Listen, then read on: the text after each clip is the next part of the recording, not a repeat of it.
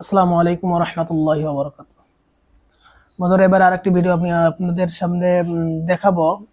এই ভিডিওটিতে মূলত বর্তমান দুবাইয়ে যে বন্যা প্লাবনে পুরাটা দুবাই ভেসে গেছে।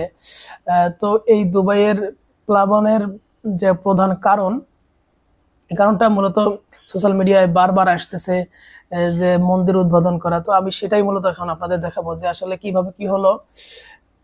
তো চলুন এখন ভিডিওটি আমরা দেখবো যে আসলে ঘটনা কি ছিল। দেখতে পাচ্ছেন দুবাইয়ে কিন্তু এরকম বিধর্মীদের কিভাবে স্বাগত জানিয়ে এরা গ্রহণ করতেছে। আস্তাগফিরুল্লাহ, আস্তাগফিরুল্লাহ। আমরা মুসলমান আজ কোথায়? যাদেরকে আমরা মডেল মানি, মুসলমানদের মডেল মানি, তারাই কিন্তু দেখতে দেখতে পাচ্ছেন এরকম বিধর্মীদের বরণ করে নেয়। তার আল্লাহ রাব্বুল আলামিনও কিন্তু তাদের উপরে এরকম গজব নাজিল করছে। দেখেন গজব কিভাবে নাজিল করেছে পুরোটাই দেখেন।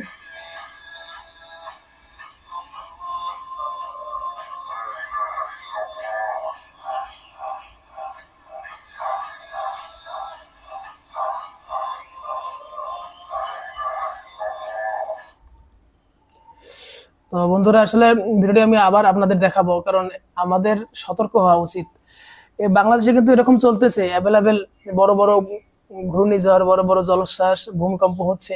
এর পিছনে এইসব কারণও কিন্তু জড়িয়ে আছে। তো দেখেন যে পাপকর্মে যখন কোনো জাতি লিপ্ত হয়, আল্লাহ রাব্বুল আলামিন তাদের জন্য কিন্তু এরকম বড় বড় গজব কিন্তু এভাবে নাজিল করে। দেখতে পাচ্ছেন কিভাবে এরা বরণ করে নিতেছে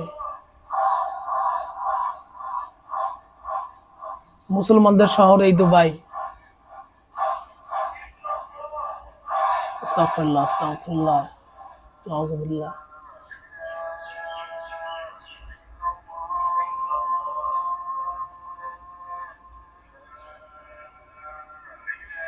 এজন্য আমরা যেসব গজবের সম্মুখীন হই, সবই আমাদের নিজেদের হাতের কামাই।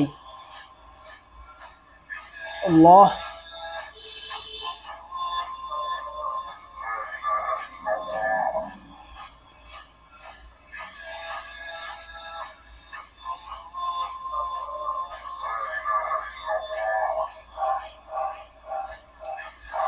আল্লাহু আকবার, আল্লাহু আকবার।